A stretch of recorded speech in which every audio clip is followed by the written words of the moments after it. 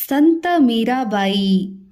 ಮೀರಾಳಿಗೆ ಶ್ರೀಕೃಷ್ಣನ ವಿಗ್ರಹ ಬಂದ ರೀತಿಯನ್ನು ವಿವರಿಸುವ ಇನ್ನೊಂದು ಕತೆ ಗಮನಾರ್ಹ.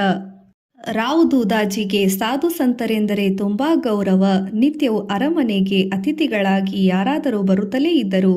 ಒಮ್ಮೆ ರೈದಾಸ್ ಎನ್ನುವ ಸನ್ಯಾಸಿ ಬಂದರು. ವೈಷ್ಣವ ಸಂಪ್ರದಾಯವನ್ನು ಉತ್ತರ ಭಾರತದಲ್ಲಿ ಹರಡಿದ ರಮಾನಂದರ ಶಿಷ್ಯರಲ್ಲಿ ರೈದಾಸ್ ಪ್ರಮುಖರು.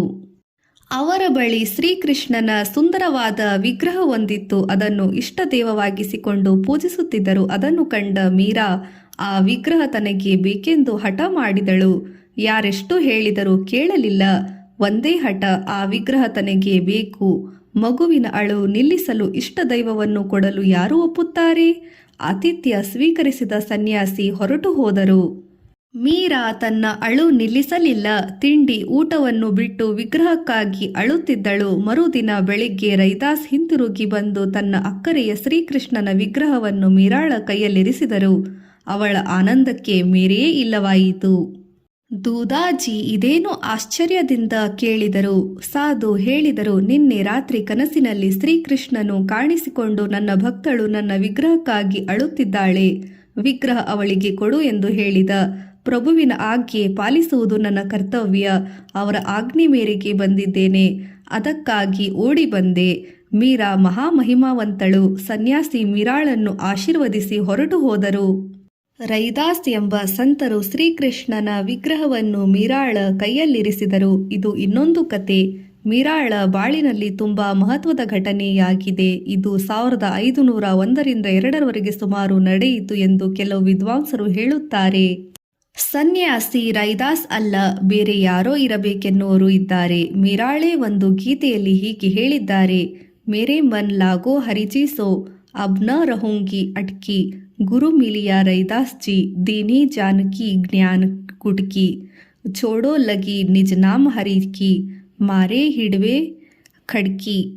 ನನ್ನ ಮನ ಹರಿಯಲ್ಲಿ ಲೀನವಾಗಿದೆ. ನನ್ನ ಹಾದಿಯು ಸ್ಪಷ್ಟವಾಗಿ ಕಾಣಿಸುತ್ತಿದೆ. ಗುರುದೇವ ರೈದಾಸರೇ ನನಗೆ ತಿಳಿವಿನ ಗುಳಿಗೆ ಕೊಟ್ಟಿದ್ದಾರೆ. ಹರಿನಾಮ ನನ್ನದೇಯಾಗಿ ಭದ್ರವಾಗಿ ಎಡೆಮಾಡಿಕೊಂಡಿದ್ದೇನೆ.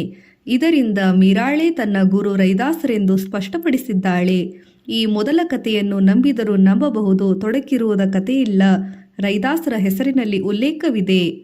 ರಮಾನಂದರ ಶಿಷ್ಯರಾದ ರೈದಾಸರು ಹುಟ್ಟಿದ್ದು ಸುಮಾರು 1400ರಲ್ಲಿ. ನಿಜ ಕಥೆಯಾಗಿರಬೇಕು. ಅವರು 100ಕ್ಕೂ ಹೆಚ್ಚು ವರ್ಷ ಬದುಕಿದರು. ಇನ್ನೊಂದು ಮುಖ್ಯ ಸಂಗತಿ ಎಂದರೆ ರೈದಾಸರು ರಾಮಭಕ್ತರು. ಆದ್ದರಿಂದ ಅವರು ಕೃಷ್ಣನ ವಿಗ್ರಹವನ್ನು ಇಟ್ಟಿಕೊಂಡಿದ್ದರು ಎಂಬುದು ಹಲವರು ನಂಬುವುದಿಲ್ಲ. ಆದರೆ ಅವರಲ್ಲಿ ಕೃಷ್ಣನ ವಿಗ್ರಹ ಇರಲೇ ಇಲ್ಲ. ಅವರು ಕೃಷ್ಣನನ್ನು ಪೂಜಿಸುತ್ತಲೇ ಇರಲಿಲ್ಲ ಎಂದು ಹೇಳುವ ಹಾಗಿಲ್ಲ. ಕೃಷ್ಣನ ಕಥೆಯಲ್ಲಿ ಬರುವ ಬೃಂದಾವನ, ಯಮುನಾ ತೀರ, ದ್ವಾರಕೆ ಇವೆಲ್ಲ ಉತ್ತರ ಭಾರತದಲ್ಲಿಯೇ ಇದ್ದುದರಿಂದ ಅಲ್ಲಿಯೇ ಮಂದಿಗೆ ಕೃಷ್ಣ ಎಂದರೆ ವಿಶೇಷ ಅಭಿಮಾನ ಇದ್ದುದರಿಂದ ವೈಶಿಷ್ಟ್ಯವೇನೂ ಇಲ್ಲ. ಈ ಪರಿಸ್ಥಿತಿಯು ರೈದಾಸರ ಬಳಿ ಶ್ರೀಕೃಷ್ಣನ ವಿಗ್ರಹವಿದ್ದರೂ ಹೆಚ್ಚಿಲ್ಲ. ಕೆಲವು ವಿದ್ವಾಂಸರು ಕಥೆಯಲ್ಲಿ ಉಲ್ಲೇಖವಾಗಿರುವ ಸಾಧು ರೈದಾಸರ ಶಿಷ್ಯ ಎಂದು ಹೇಳುತ್ತಾರೆ. ಗುರುಪೀಠವನ್ನು ಅಲಂಕರಿಸುವ ಶಿಷ್ಯನಿಗೂ ಅದೇ ಹೆಸರನ್ನು ಕೊಡುವುದು ಒಂದು ರೀತಿಯಲ್ಲಿ ಬೆಳೆದು ಬಂದಿರುವ ಸಂಪ್ರದಾಯ. ಇದಾದರೂ ನಿಜವಾಗಿರಬಹುದು. ಅಂತೂ ಎಳೆಯ ಮೀರಾಳ ಕೈಗಳಿಗೆ ಹಿರಿಯನೊಬ್ಬರಿಂದ ಶ್ರೀಕೃಷ್ಣನ ವಿಗ್ರಹ ಬಂದಿತು. ಅವಳ ದೇಹದಲ್ಲಿ ಉಸಿರು ಇರುವವರೆಗೂ ಶ್ರೀಕೃಷ್ಣ ಅವಳ ಸಂಗಾತಿಯಾದ.